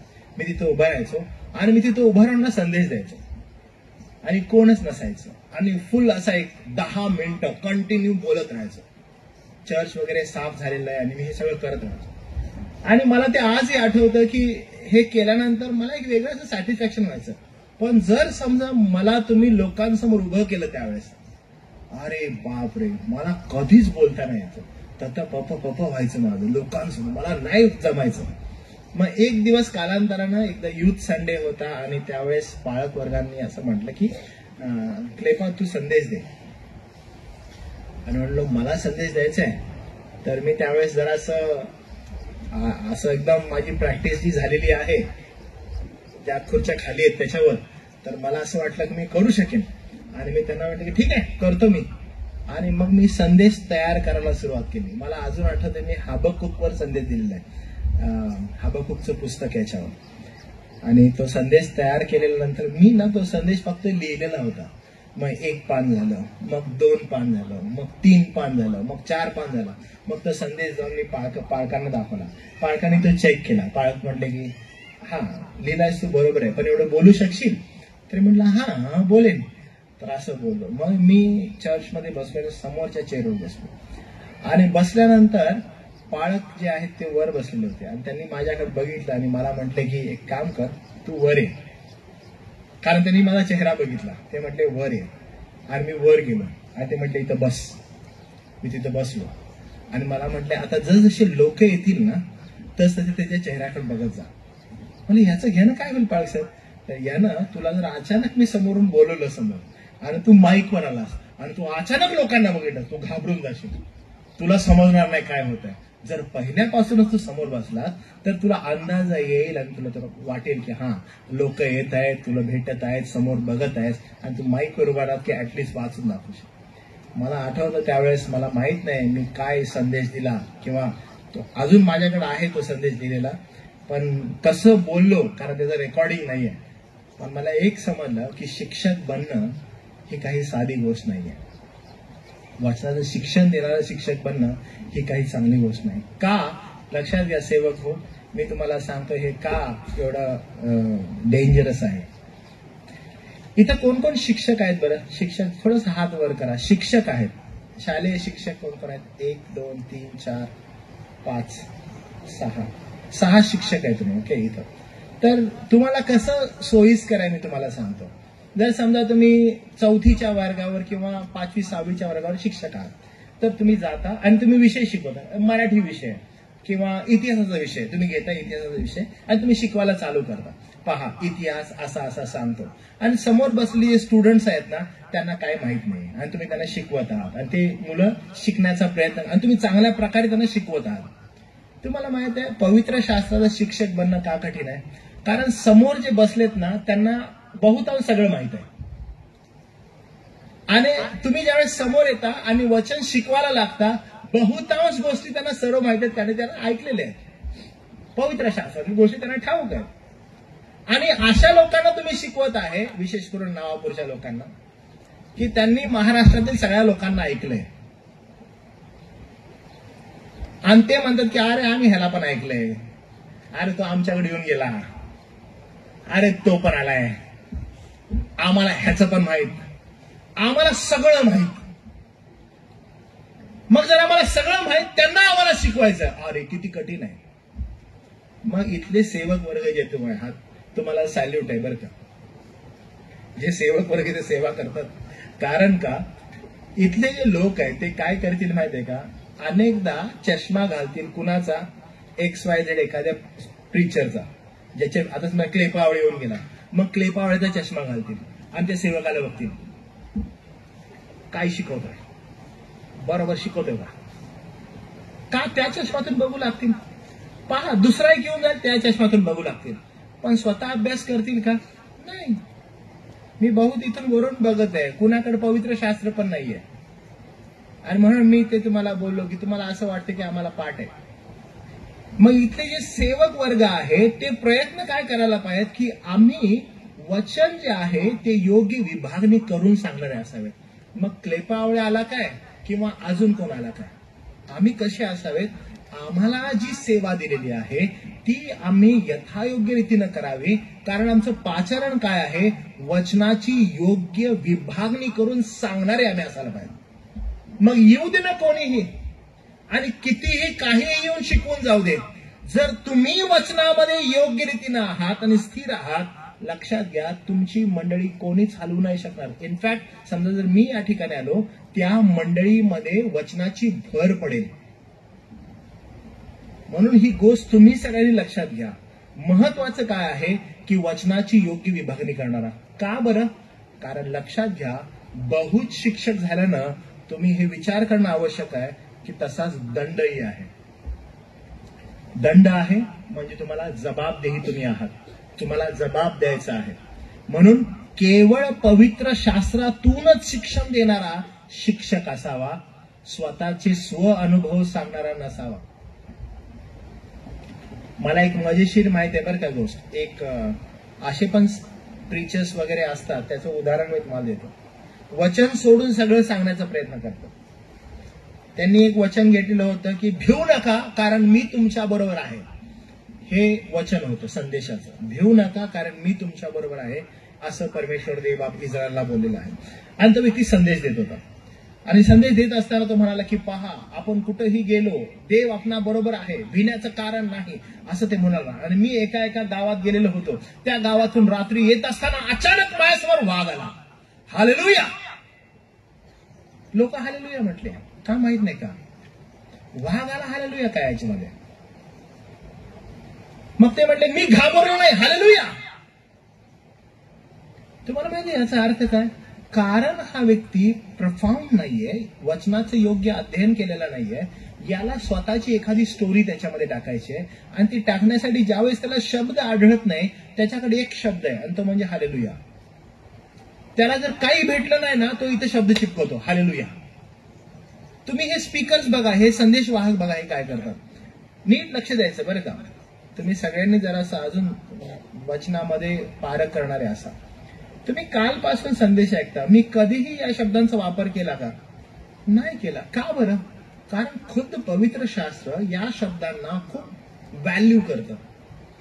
हे स्वर्गीय शब्द आहेत आणि या शब्दांना तो व्हॅल्यू केलेला आहे. यथायोग्य रीतीनं योग्य ठिकाणी याचा वापर करणं आवश्यक आहे. आणि त्यामुळे आपणही त्यांना योग्य ठिकाणी वापरणं गरजेचं आहे. आणि हा म्हणाला की मग मी वाघाला बघितलं, त्यानं मला बघितलं, हालेलुया. लोक हालेलुया म्हटले. मग अचानकपणे तो वाघ थांबला, माझ्याकडे बघू लागला, मी त्याच्याकडे बघू लागलो. मला वचन आठवलं, भिवू नको, मी वाघाकडे बघत आहे, मी घाबरलो नाही. पण लक्षात घ्या, त्यानं 2 पावले माझ्याकडे टाकली. मग मी अचानक तिथून पळालो, हालेलुया. सगळे लोक हालेलुया म्हणाले. काहीच अर्थ नाही याच्यात. एक छान स्टोरी बनवली त्यानं. काय तर मी वाघ बघितलेला होता, वाघाला मी पाहिलेलं होतं, मी घाबरलो नाही वाघाला, पण लक्षात घ्या जेव्हा तो येऊ लागला मी पळून गेलो. ही स्टोरी होती. पण अशा रीतीनं काही रंगवून सांगितली, अरे रे, आध्यात्मिकच झालं सगळं वातावरण. लोकांना आवडतं स्टोरीज, बरं वाटल्या स्टोरीज ऐकून. लक्षात घ्या, न्याय आहे. तुम्हाला काय सांगायचंय की वचन काय सांगत आहे. जर समजा शिकवणाऱ्या व्यक्तीने फक्त माहिती न देता त्याने आपले जीवन हे वचनाशी सुसंगत ठेवलं, तर मग चुकीचं शिक्षण त्याच्या जीवनातून येणार नाही. तो जे शिक्षण देत आहे ते शिक्षण तो जगत आहे का हे चेक करणं आवश्यक आहे. काय आज मी वचनाचं शिक्षण देत आहे, पण मी वचनाचं शिक्षण देणारा ते माझ्या जीवनामध्ये मी अप्लाय केलेलं आहे का ते पाहणं गरजेचं आहे. उदाहरणामध्ये हा व्यक्ती तो म्हटला भिवू नका कारण तो तुमच्या बरोबर आहे. वाघानं 2 पावले टाकली, भिवून पळाला, पण सांगत असताना हालेलुया म्हटलं. मग काय झालं, आत्मिक झालं सगळं ना, कारण त्यानं शब्दांचा वापर केला. पण संदेशाचा विषय होता भिवू नको. पण लोकांना छान वाटलं. संपल्यावर म्हणते पाळक साहेब मस्त आहे राव, तुम्ही वाघ बघितला, बाकीचं काय शिकवलं माहित नाही. पण पाळक साहेब तुम्ही वाघ बघितला, घाबरले नाही तुम्ही? नाही घाबरले, ते फक्त 2-3दा हालेलुया म्हटल्यामुळे तुम्हाला समजलं नाही, कारण ते पळून गेले. नंतर हे सांगितलं त्यांना, त्याच्याकडे तुमचं लक्षच नाही गेलं. जे वचन ते शिकवतात त्याचं ऍप्लिकेशन त्यांनी केलंच नव्हतं जीवनामध्ये. चुकले तुम्ही, पाळक करायला चुकले. म्हणून त्याने समजून घेतलं पाहिजे की जर मी शिकवणार आहे तर त्यानं ते जीवन आपल्याशी, ते वचन आपल्याशी, आपल्या जीवनामध्ये सुसंगत ठेवणं गरजेचं आहे. ते जगणं आवश्यक आहे. कारण का अहो दंड आहे बर का. म्हणून शिकवताना केवळ पवित्र शास्त्र शिकवावं. केवळ पवित्र शास्त्र शिकवणाऱ्यानं ते वचन आपल्या जीवनाशी सुसंगत आहे का याची पण पारख करावी. केवळ पवित्र शास्त्र शिकवणाऱ्यानं ते वचन सत्य वचन शिकवावं, नीट शिकवावं, त्याची योग्य विभागणी करून शिकवावं. कारण का तुम्ही केवळ पवित्र शास्त्र शिकवत आहात. शिकवण्यापूर्वी आत्मपरीक्षण करण्याची आवश्यकता आहे त्याला, आणि आत्मपरीक्षण करणं आवश्यक आहे. 1 तिमोथी याचा 4 अध्याय आणि 16 वचन त्याच्यामध्ये असं लिहिलं आहे, आपल्याकडे व आपल्या शिक्षणाकडे नीट लक्ष ठेव. आपल्याकडे व आपल्या शिक्षणाकडे नीट लक्ष ठेव. कारण का बरं, त्यात टिकून राहा. कारण असे केल्याने तू स्वतःचे व ऐकणाऱ्यांचे तारण साधशील. जो शिक्षण देणारा आहे, जो शिक्षक आहे, जो केवळ पवित्र शास्त्राचं शिकवण देतो, त्याने यावं आणि त्याने पहिला स्वतःला चेक करावं की तो तसा आहे का. नाहीतर तो येत आहे आणि तो शिक्षण देत आहे, आणि ते शिक्षण देत असताना त्याचा प्रभाव लोकांवर पडावा अशी त्याची इच्छा आहे, पण त्याचं जीवन त्या प्रकारे नाहीये, काही फायदा नाही. एकदा एक सेवक होते वचनाचं शिक्षण देणारे, आणि ते सेवक जे आहे ते एका रविवारी चर्चमध्ये संदेश देत होते. आणि एका रविवारी चर्चमध्ये संदेश देत असताना त्यांच्या संदेशाचा विषय होता ख्रिस्ती कौटुंबिक जीवन. आणि ख्रिस्ती कौटुंबिक जीवन फार आवेशानं, की घरामध्ये पती कसा असावा, घरामध्ये पत्नी कशी असावी, घरामध्ये लेकर कशी असावी, या संदर्भात एकदम सुंदर शिक्षण त्यांचं चालू होतं. आणि ते पुलपिटवर बसलेले, या साईडला महिला बसलेल्या, या साईडला पुरुष बसलेले, आणि शिक्षण एकदम सुंदर चालू होतं. पहिल्या बेंचवर त्यांची पत्नी बसलेली, त्यांच्या बाजूला तिचा मुलगा बसलेला होता. आणि पाळक साहेब खूप सुंदर रीतीनं शिक्षण देणं चालू आहे. विषय एकदम सुंदर आहे. पतीची, पत्नीची, लेकरांची जबाबदारी वचनातून सांगण्यात येत आहे. अचानक त्यांची जी स्त्री आहे, त्यांची पत्नी आहे, ती उठते आणि तिचा जो मुलगा आहे, म्हणजे पाळक साहेबांचा मुलगा, तिला खाली बसवतो. संदेश चालू आहे आवेशाने. अचानकपणे मुलगा उठतो आणि पाळकीनबाई त्याला खाली बसवतात. आणि अख्खं चर्च जे आहे ते मागून या दोघांची उठणं बसणं बघत आहे. सगळ्या मंडळीला टेन्शन आलेलं आहे. पाळक पण संदेश देताना त्यांच्याकडे बघत आहेत. पाळक साहेबांचा हा सुंदर विषय आणि संदेश संपतो कुटुंबावरचा. संपल्या पत्नी आणि मुलगा तड करून उठतात आणि लगेच त्या चर्चमधून बाहेर जातात.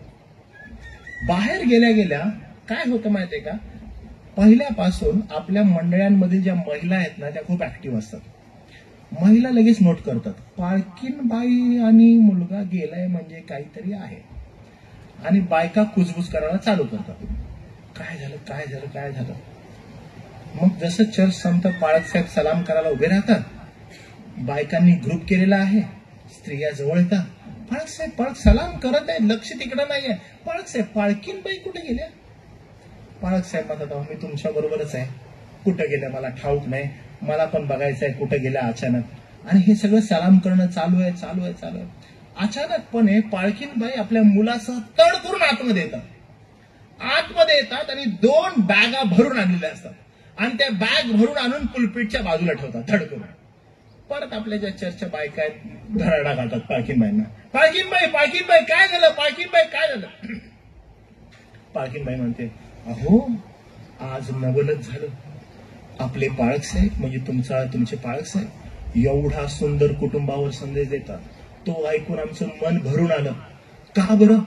अहो हा व्यक्ती चर्चमध्ये एवढं सुंदर कुटुंबावर बोलतो, पण त्याच्यासारखं जीवन अजिबात घरात नाहीये. म्हणून बघा आम्ही ह्या दोन्ही बॅग घेऊन आलेलो आहोत.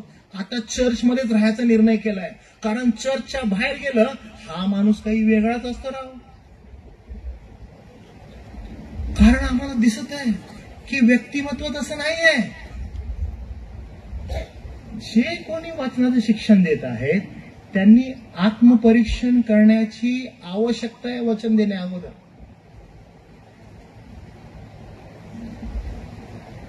ही गोष्ट समजून घ्या बरं का, जे सेवक आहेत ते. माझा मुलगा या ठिकाणी बसलेला आहे आणि माझ्या दोन्ही मुलांना मी एक गोष्ट सांगितलेली आहे की जेव्हा कधी तुम्हाला असं वाटेल की तुमचे पप्पा योग्य रीतीनं जसा संदेश सांगत आहे तशा प्रकारे जीवन जगत नाहीये, तर तुम्ही ओपन आहात, तुम्ही येऊन मला सांगायचं की तुम्ही जो संदेश देता तो तुमच्या जीवनाला लागू होत नाहीये. आणि मी त्यांना सांगितलंय की मी सेवा सोडून देईन. म्हणजे घरातील कोणीही मला यायचं सांगायचं, तुम्ही जो मेसेज देता किंवा जे काही शिक्षण देता त्याच्याप्रमाणे तुम्ही राहत नाही. आणि मग त्याच वेळेला मी त्यांना सांगितलेलं आहे की मी माझी सेवा बंद करेन, मी सेवा नाही करणार त्याच्यापुढे. बरं, हे करण्यामागचा उद्देश काय? कारण वचन असं म्हणतं की जो आपलं कुटुंब सांभाळू शकत नाही तर प्रभूच्या वचनाची सेवा करू शकत नाही, कारण हे पाचारण आहे आणि हे सुस्पष्ट रीतीने आहे. कुठलं तर काम करूया आपण आणि मग आपण जे काही आपल्या वाट्याला येईल ते आपण करू शकतो. पण वचनाची सेवा करणं ही जी जबाबदारी आहे ही जबाबदारी फार मोठी आहे. कारण केवळ पवित्र शास्त्र, याचा अर्थ केवळ प्रभू येशू ख्रिस्त ज्यानं वधस्तंभावर आपला प्राण दिला, जी तरतूद केलेली आहे मंडळीसाठी, तो संदेश त्याच्या निवडलेल्यांकडे घेऊन येणं. म्हणून ही जबाबदारी जी आहे ती फार मोठी आहे. म्हणून जर कोणती गोष्ट आपल्याला करायची आहे तर ती आहे आत्मपरीक्षण, की जे वचन मी सांगत आहे ते वचन शिकवण्यासाठी मी योग्य रीतीनं माझं जीवन तपासलेलं आहे का. मी पुलपीटवर येऊन संदेश देत आहे की खोटं बोलू नका, पण मी मागं हो म्हणून लबाडी केलेली आहे.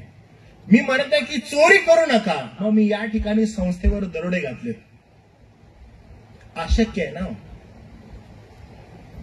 अशक्य आहे ही गोष्ट. त्या संदेशाचा परिणाम काय होऊ शकतो? काहीच नाही. कशा रीतीनं मी शिकवणं गरजेचं आहे. त्यामुळं मी स्वतःला तपासलं पाहिजे. वचन शिकवणं म्हणजे लोकांच्या आत्म्याचा सार्वकालिक अवस्थेशी संबंध प्रस्थापित करणं. जेव्हा तुम्ही त्यांचा संदेश देत असता त्यांचे संबंध सार्वकालिक जीवनाशी अधिक दृढ करत असता. जर मनुष्याचे संबंध तुम्ही दृढ करत असता याचा अर्थ त्या सार्वकालिक जीवनाशी तुम्ही पहिला कनेक्टेड असलं पाहिजे. प्रेम पारख करत असताना तुम्हाला या सर्व गोष्टी पारखणं आवश्यक आहे. कारण ज्या गोष्टीची तो व्यक्ती सेवा करत आहे ती गोष्ट कोणती आहे तर केवळ पवित्र शास्त्र हे शिकवण तो देत आहे. आणि म्हणून तुम्ही फार काळजीपूर्वक तपासणी करा. आणि जसं काल रात्री मी म्हणालो की शिक्षण देणारा येतो, तुम्हाला शिक्षण देऊन जातो, आणि देताना जर तुम्ही असं माना डोलवता तुमची दुर्दशा आहे. प्रत्येकाची आध्यात्मिक दृष्टिकोनातून पारख करा. तो योग्य वचनाची विभागणी करतो का? तो सत्याचं वचन योग्य सांगतो का? काय आम्ही पुष्कळ शिक्षक आहोत आणि त्या पुष्कळ शिक्षक आहोत त्या दृष्टिकोनातून त्याच्या मागे चाललोत का? यातील हा एक शिक्षक आहे म्हणून आपण ही पारख करत आहे का की याचं जे शिक्षण आहे त्याच्या जीवनाशी सुसंगत आहे? पारख करायला पाहिजे. काल मला या ठिकाणी एक आमचे जे बंधू आहेत त्यांनी गोष्ट सांगितली की इथे एक खूप चांगला एक पाळक होता या भागामध्ये आणि त्याला मी भेटलेलो होतो आणि त्याचं नाव कदाचित तुम्हाला सगळ्यांना माहित आहे, मी विसरलो नाही तर सांगितलं असतं. तर तो खूप चांगली सेवा करत होता आणि अचानकपणे तुम्हा लोकांना समजलं की त्याची कुठल्या स्त्रीशी संबंध आहे. तुम्हाला माहित आहे, तुम्हाला खूप वेळ लागला समजण्यासाठी त्याला. म्हणजे तुम्ही खूप आंधळे झालेले होता त्याच्या प्रेमामध्ये.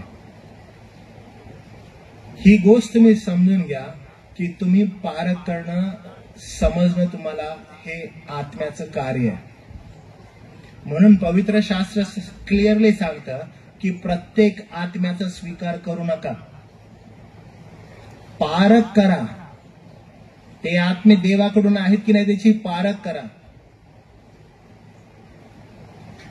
आणि त्यासाठी तुमचं पाचारण आहे, समजून घ्या. काही जण असं म्हणतात मला, पाळक साहेब काय सांगू तुम्हाला, त्याचं शिक्षण आहे ना एवढं चांगलं होतं, एवढा सुंदर बोलायचा, अहो ओळखच नाही पटली, काय कळालंच नाही हो, म्हणजे शिक्षण एकदम चांगलं आहे. याचा अर्थ काय, तुम्ही पारख करायला चुकले. तो शिक्षण काय देत होता, पारख करायला चुकले. तो देहाची पेरणी करत होता, आत्म्याची पेरणी करत होता, पारख करायला चुकले. तुम्ही पारख करायला चुकले त्याचं कुटुंब पाहायला, तुम्ही पारख करायला चुकले त्याच्या कुटुंबातील प्रत्येक फळ पाहायला.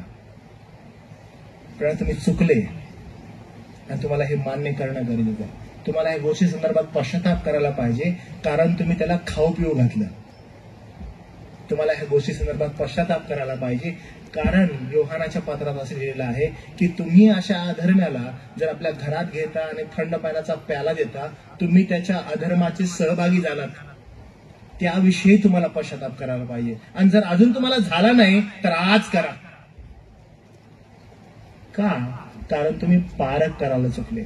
जे उत्तर तुम्ही मला देत आहात ना, ते उत्तर तुम्ही परमेश्वराला देऊ नाही शकत. काय करू दे बाबा, आम्ही फसलो.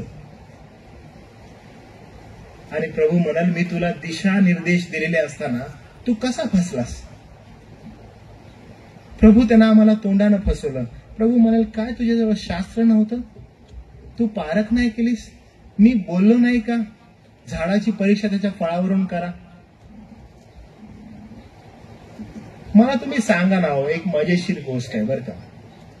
झाड लागल्यावर, ओके, झाड लागल्यावर तुम्ही जाता. आता इथं आंब्याचा सीझन चालू आहे, आपल्या इथे बघतो आंब्याचं झाड आहे, त्याला फळ सध्या 1-2 दिवसाला लागलेत मला.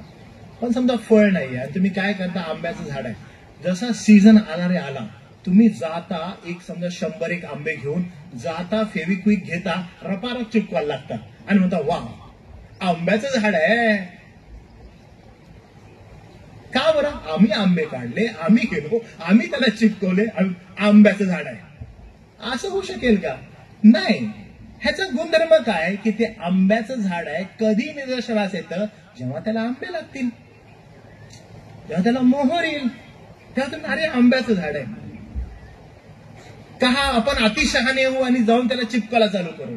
नाही, चेक करा की झाड आहे त्याला फळ आहे का, आणि फळ आहे तर ते कसलं फळ आहे.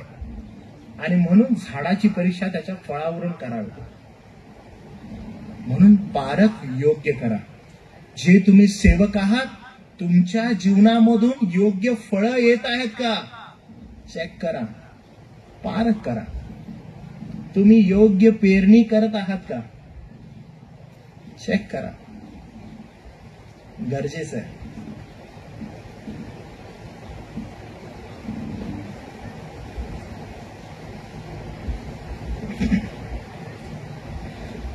दुसरे तिमोथी 2 अध्याय 24 आणि 25.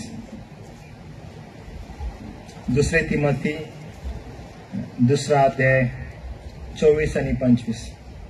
प्रभूच्या दासाने भांडू नये. थांबा जरा इथं बघा या ठिकाणी. कधी कधी प्रभूचा दास म्हणजे वचनाची सेवा करणारा बरं का. स्टार्टिंगलाच काय लिहिले त्यानं, काय करू नये, भांडू नये. आजकाल प्रभूचे दास आता शड्डू ठोकूनच उभे राहतात, येऊ दे, आम्ही बघतोच. सुरुवातच कशी आहे, प्रभूचा दास जो आहे त्यानं काय करू नये, त्यानं भांडू नये. म्हणजे पाचारण लक्षात घ्या. प्रभूच्या दासांना काय करू नये तर भांडू नये लक्षात घ्या. बरं का, तुम्हाला राग खूप जास्त असतो, भांडू नका. पाचारण ते नाहीये. पुढं काय लिहिलंय बघा. आणि तुम्ही जे पारख करणारे लक्ष द्या. काय लिहिलंय तर त्यानं काय करावं. तर त्याने सर्वांबरोबर सौम्य. ओके, आता या ठिकाणी सौम्य या शब्दाचा अर्थ माहितीये तुम्हाला काय. पाळक वर्ग लक्ष द्या बरं का. अनेकदा कधी एखादा आपल्याकडनं मंडळीतील असा एक वात्रट कोणीतरी येतो. ओके, वात्रट कोणीतरी येतो आणि ना मी जसं तुम्हाला म्हटलं, जे सेवक वर्ग असतात ना ते अशा रीतीनं मोल्ड झालेले असतात की त्यांना सर्व ठाऊक असतं. तर जो सेवक असतो किंवा जो पाळक असतो त्यासमोर एखादा असा वात्रट वागणारा येत असतो आणि तो येऊन खूप चावचाव करत असतो, रा रा रा रा करत असतो, बोलत असतो. पाळक जो असतो त्याकडे बघतो आणि पाळक म्हणतो की नाही, मला भांडायचं नाही, मला त्यांची सौम्यतेने घ्यायचं. सौम्यता या शब्दाचा अर्थ आहे की पाळकाला त्याची क्षमता माहित आहे स्वतःची, की जर मी माझं तोंड उघडलं किंवा जर मी ह्याला घेतलं आणि ह्याला मी असाच लोळवेन, ह्याला मी असाच पाडेन, याला शब्दामध्ये बोलायला पण देणार नाही मी. सौम्य या शब्दाचा अर्थ आहे की सेवकाला त्याची क्षमता माहीत असताना त्याची क्षमतेवर त्यानं कंट्रोल करणं आणि मग गोष्टी योग्य रीतीनं हाताळणं, आणि याला म्हणतात सौम्यता. म्हणजे एक असतो जंगलातला सिंह, एक असतो सर्कशीतला. सर्कशीतला जो असतो तर रिंग मास्टर जो असतो त्याच्या इशाऱ्यावर तो काय करत असतो, फिरत असतो इकडून तिकडे, या टेबलवरून त्या टेबलवर. पण तो हिंस्त्र पशु आहे का? ऍब्सोल्युटली आहे. जंगलामधला हिंस्त्र आहे का? ऍब्सोल्युटली आहे. दोघांमध्ये ती क्षमता आहे का? हो. पण सर्कशीतला काय करत आहे, तो आपली सर्व क्षमता काय करतो, एकवटतो आणि एकवटून तो पुढे पाऊल टाकतो. याला म्हणतात जेंटलनेस.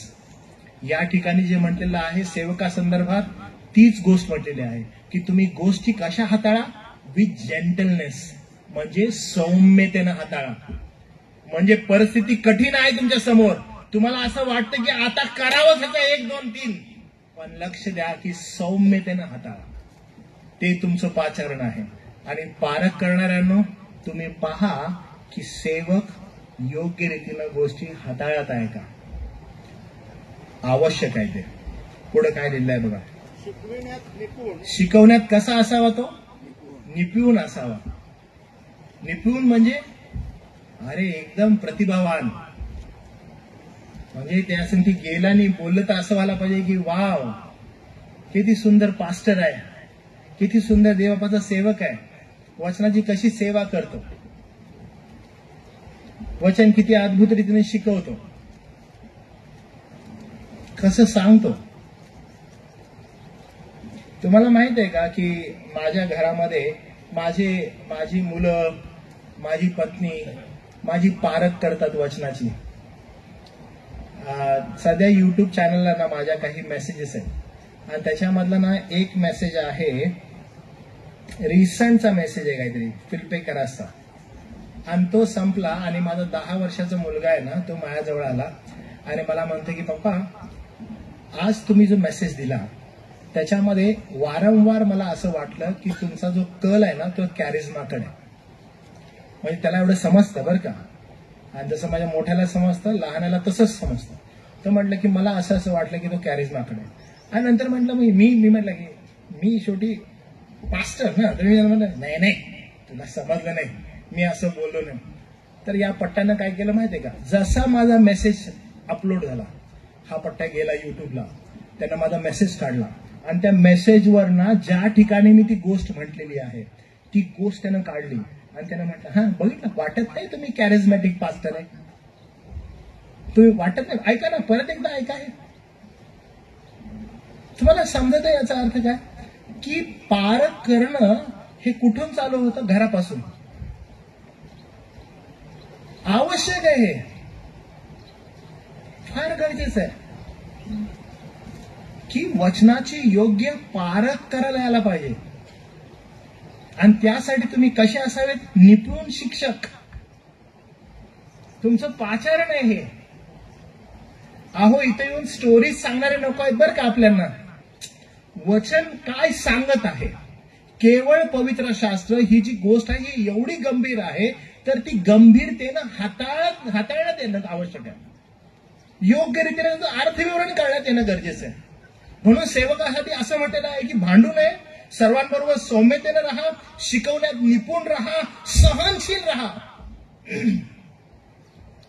शिक्षक कसा तर सहनशील असावा, यासाठी की विरोध करणाऱ्यांना सौम्यतेने शिक्षण देणारा. विरोधक आहेत का याचा अर्थ पालकांचे, सेवकांचे विरोधक असणार, पण त्यांना सौम्यतेने हाताळणारा असावा, जसं शास्त्रात लिहिलं आहे त्याप्रमाणे त्यानं त्यांना हाताळावं. आणि जर तसा तो नसेल तर देवबाप त्याचा प्रभाव लोकांपुढे पडू देणार नाही.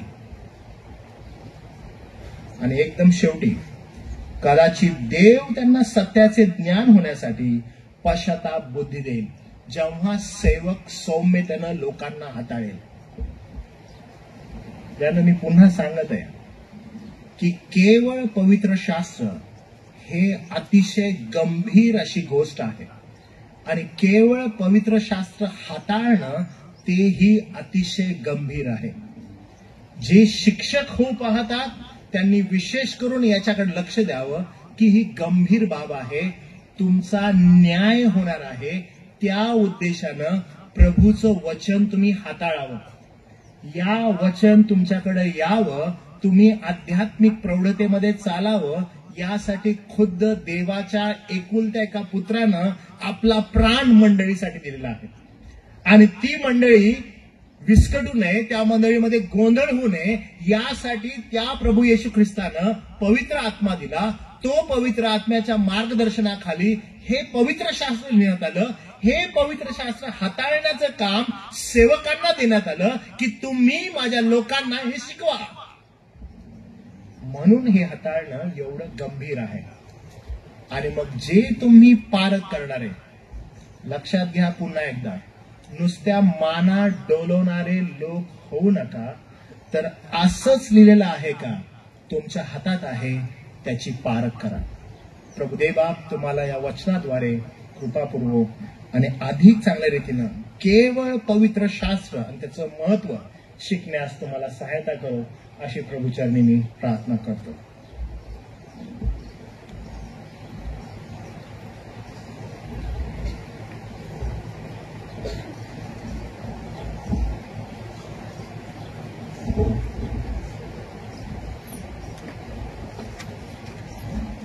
सुंदर असं वचन पाळक साहेबांनी आपल्यापर्यंत आणलेलं आहे, त्याबद्दल पाळक साहेबांचा आभार मानतो. आलेल्या वचनासाठी आपण प्रार्थना करूया. रेव्हरेंड छगनवळी पाळक साहेब आहेत, ते पुढे येतील आणि वचनासाठी प्रार्थना करतील.